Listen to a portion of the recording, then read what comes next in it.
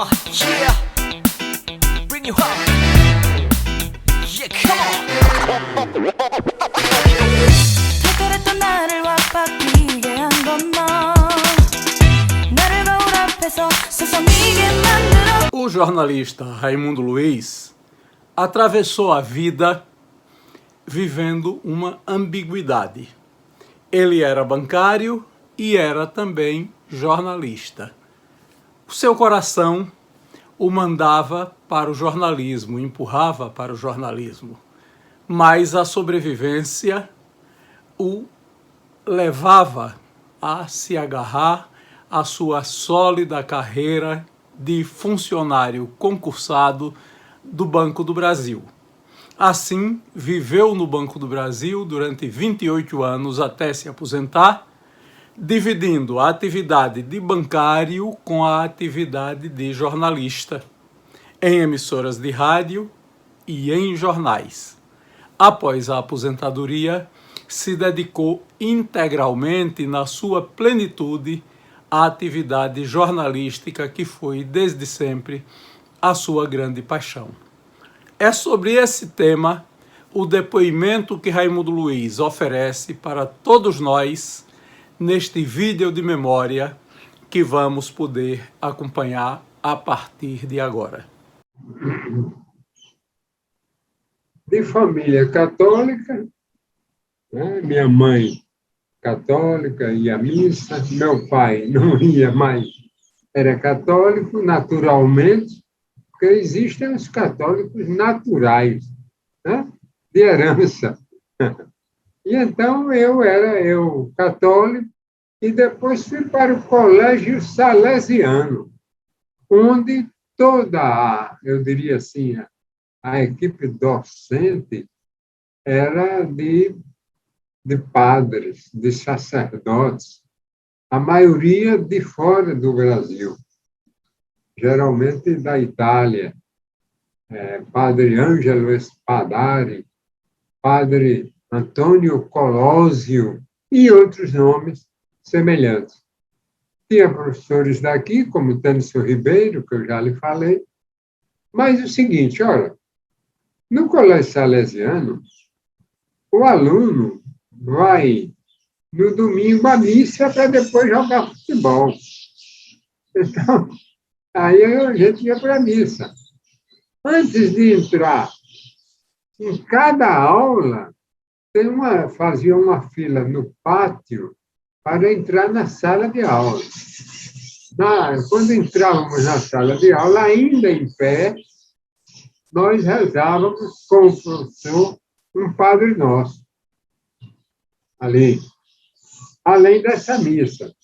E além de ter a matéria que não era reprovatória, mas que era obrigatória, que era, eu diria assim, o catecismo, né? Todas as perguntas que um catecismo daquela época tinha, o que é a comunhão, o que é aquilo? E o padre explicava nas aulas que ele vinha nos ministrando. Uma vez por semana a gente tinha uma aula de religião.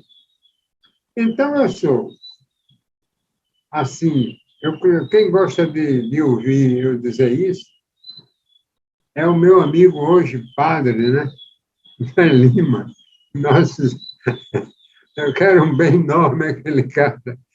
Pois é, o padre, ele gosta. Eu costumo dizer o seguinte, eu sou um católico que tenho um mandamento sobre todos os outros mandamentos, que é o primeiro mandamento da lei de Deus. Amar a Deus sobre todas as coisas. Ora, porque eu me convenci que se eu amo a Deus sobre todas as coisas, eu não vou desejar a mulher do próximo, eu não vou roubar. Todos os outros são pequenos diante do primeiro mandamento. Porque se obedece ao primeiro, que é o que eu faço. Hoje em dia eu ia muito à missa, minha esposa, então ela é muito católica também, de família católica.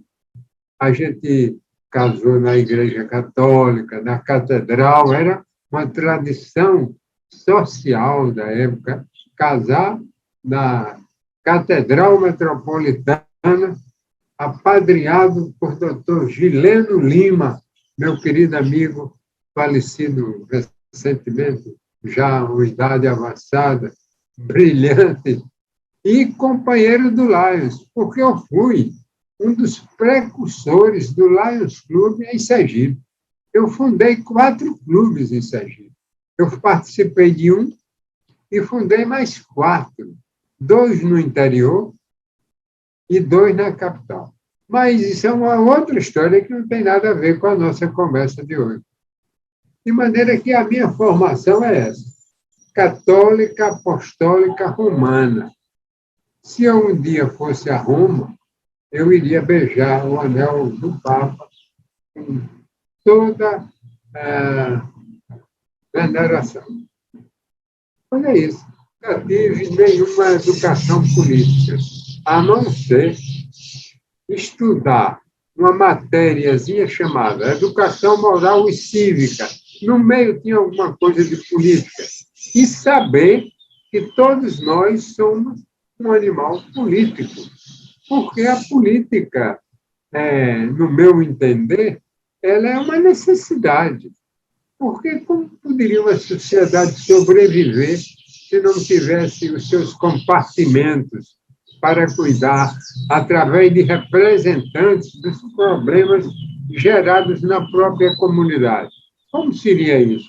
Então, eu acho que a política é necessária, mas o que você precisa ter como resposta é o seguinte: eu sou um democrata convicto, eu sou um conservador daquele mais tradicional.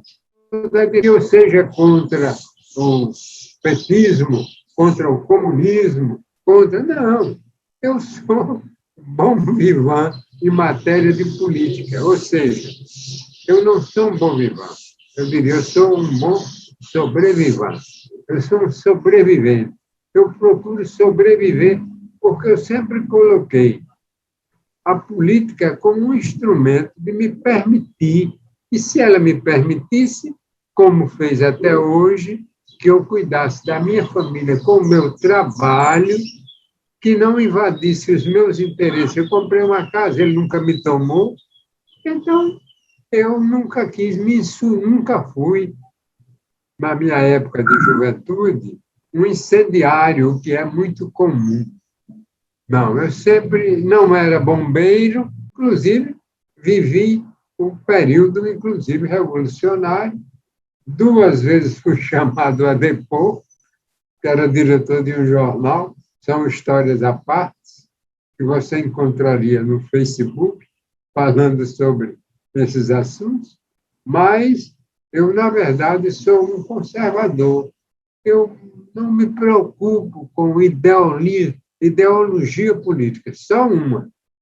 Eu sou um democrata. Eu acho que o povo é que tem a voz e que tudo deve ser feito por ele, para ele. E ele é quem manda. Mas, sem exagero, tudo na normalidade, embora eu tenha vivido períodos de exceção. O Banco do Comércio e Indústria de Sergipe. Eu tinha aí em torno de uns 18, 19 anos. Era um cotiguibense, que eu sou um fanático pelo Cotiguiba. Eu devo ser hoje o mais antigo sócio do Cotiguiba. Antigo, que eu digo, é na idade. Os outros morreram, meus queridos amigos. Eu era remador do Sergipe e era jogador do Cotiguiba. Eu era jogador e remador do Cotiguiba. Agora, casualmente, eu tive que jogar, porque eu sou um conservador, pelo Sergipe. Por quê? Porque eu queria me transferir da cidade de Itabaiana, onde eu trabalhava no Banco do Brasil, para Aracaju. E eu tinha um amigo que era dirigente do Sergipe, aqui em Aracaju. e tem uma força muito grande junto de um sergipano que era diretor do Banco do Brasil no Rio, chamado Doquinha. Ele me disse, olha, vou conseguir sua transferência para Aracaju, mas você vai jogar pelo Sergipe. Eu jogava pelo Itabaiana, joguei várias partidas pelo Itabaiana. O time do meu querido Queiroz e de Samarone, que é outro grande amigo meu.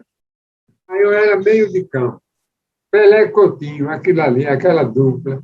Eu era o Coutinho, vamos dizer, eu não era o Pelé. Mas no Itabaiana eu joguei muitos anos. Os anos que eu estive em Itabaiana, de 52 a 55. Eu jogava no time, era craque do time. Ah, meu Deus do céu. Tino, e fui, como é que se chamava? Escriturário. Eu fui promovido, um ano depois, a escriturário.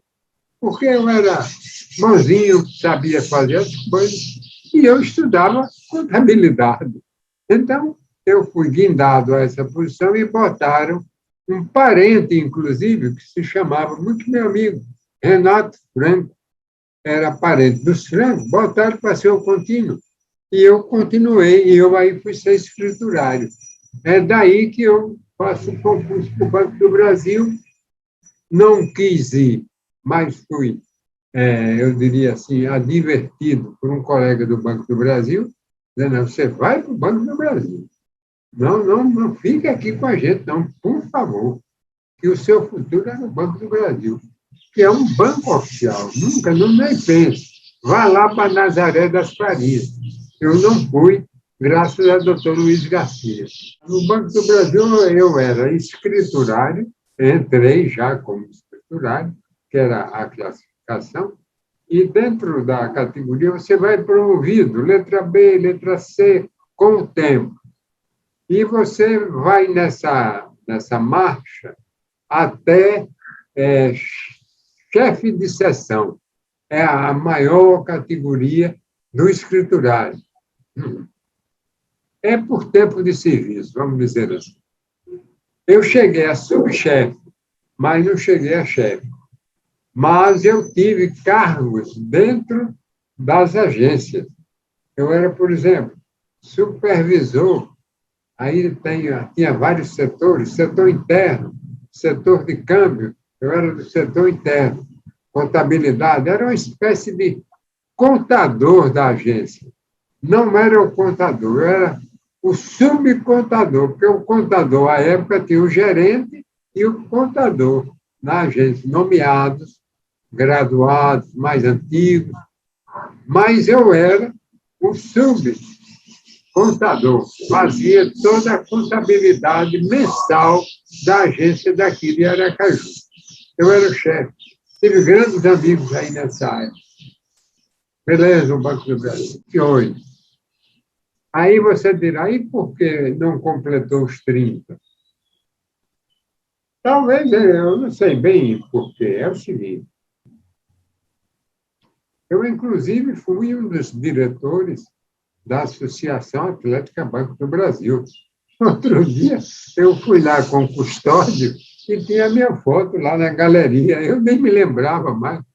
Eu fui presidente. Foi bem. Então, é o seguinte, eu, no Banco do Brasil,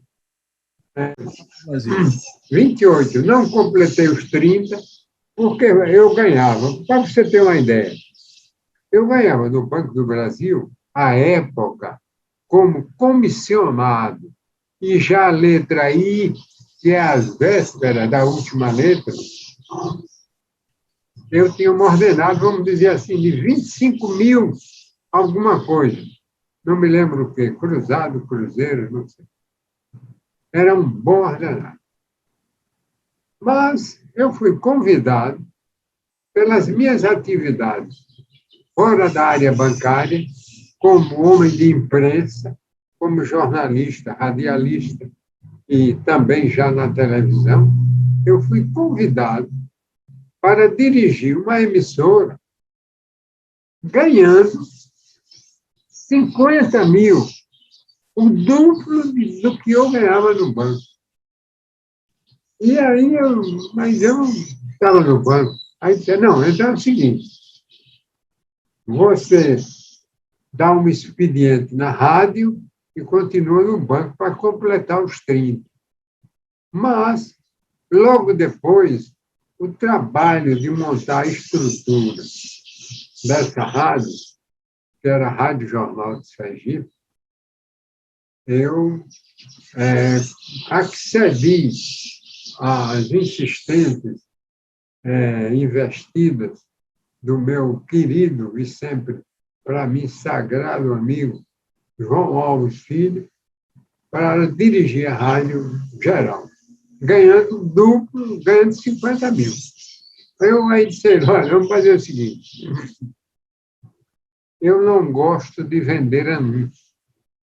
E então você me paga 25, mas 25 nós destinaremos a um diretor comercial. E ele disse, quem seria? Eu digo, eu tenho um grande amigo, que é amigo seu, Coronel Reni Reis Damasceno. Hoje o filho dele é diretor desse colégio excepcional que nós temos aqui. Coronel Reni Reis, meu amigão. E ele estava já reformado, aceitou e foi comigo dirigir a nova Rádio Jornal, que é a estrutura, eu diria assim, do conjunto de comunicação que João Alves chegou a montar no Estado. Televisão, rádio, jornal, no interior tinha 2. Foi um complexo muito bom que nós fizemos. É isso. Eu nunca tive assim, a pretensão de ser radialista, porque o meu irmão era um ícone da radiofonia nacional, um nome citado no meio dos figurões de lá do Sul, cujos nomes agora me passam aqui, mas não estou me lembrando de nenhum para lhe dizer. Naquela época, Rádio Nacional, Rádio Tupi, ele no meio.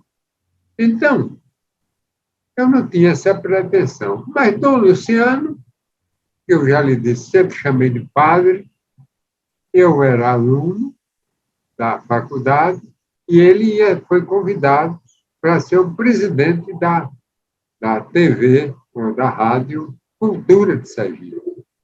E ele me convidou, Raimundo, olha, eu queria lhe fazer um convite. Departamento esportivo, você vai dirigir. Eu digo, porque eu era um esportista. Eu sei, eu jogava futebol, natação, eu adorava esporte, halterofilista. Cheguei a fundar o primeiro centro de cultura física de Sergipe, que ainda hoje deve existir. Hoje se chama de centro de musculação. Por que isso?